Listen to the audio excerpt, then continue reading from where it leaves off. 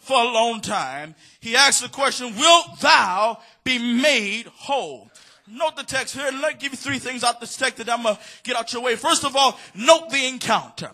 Jesus comes. The man doesn't choose Jesus, but Jesus points this man out. Can I tell you, my brothers and my sisters, the reason why you are standing here today, the reason why you're in this great edifice is not because you were so smart. It was not because you were so intelligent. It wasn't because you were that good looking, but it was simply because of the fact that God chose you. God loved you so much to handpick you out of the crowd. He loved you so much that he even said, you know what? You have not chosen me, but I have chosen you. Jesus sees this man.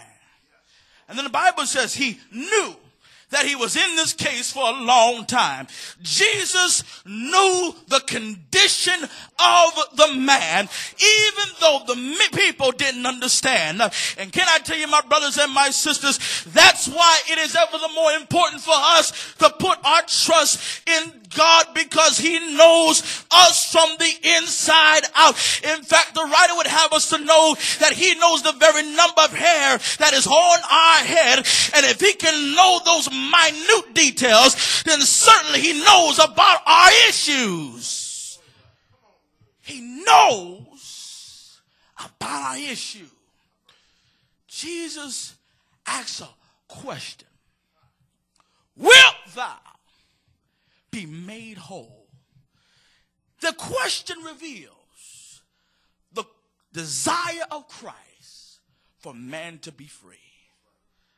It is the desire of Christ, watch this, for man to be free, to be liberated, to not be shackled by their mess.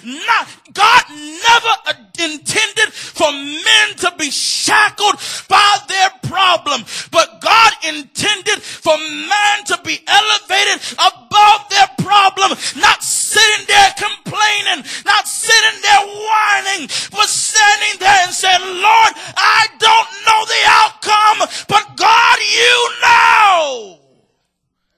God knows.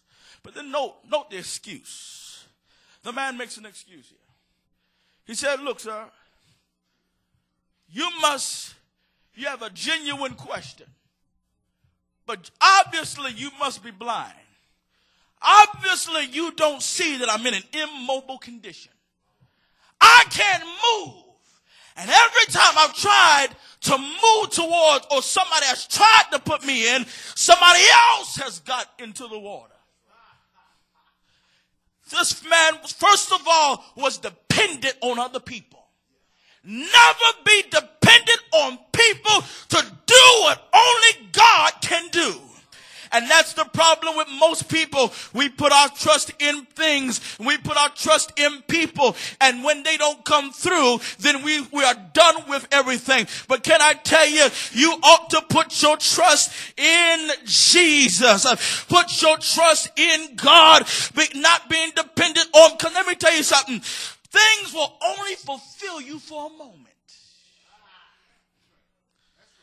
Things, people, will only bring satisfaction for a moment. But only Jesus can bring satisfaction that is ever flowing. Only Jesus can bring about a satisfaction. Only Jesus can give joy that the world can't give and the world can't take away. Only Jesus. Only Jesus can take that which liquor can't do. Only Jesus can take that which Hennessy can't do. I can be a go a little further. Jesus can do what your girlfriend or your boyfriend or whoever can do.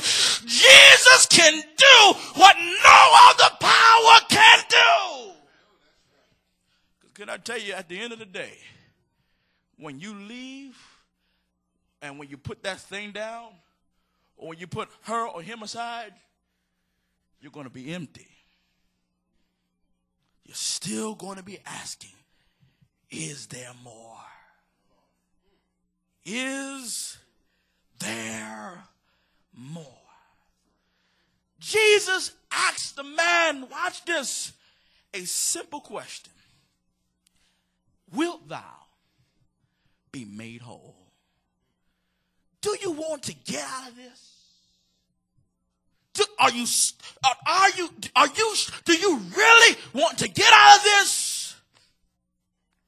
And so many of us, we live our lives on excuses. Lord, I would, but I just can't.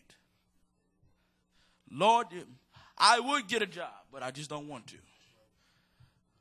Lord, I would, but I just don't feel like it.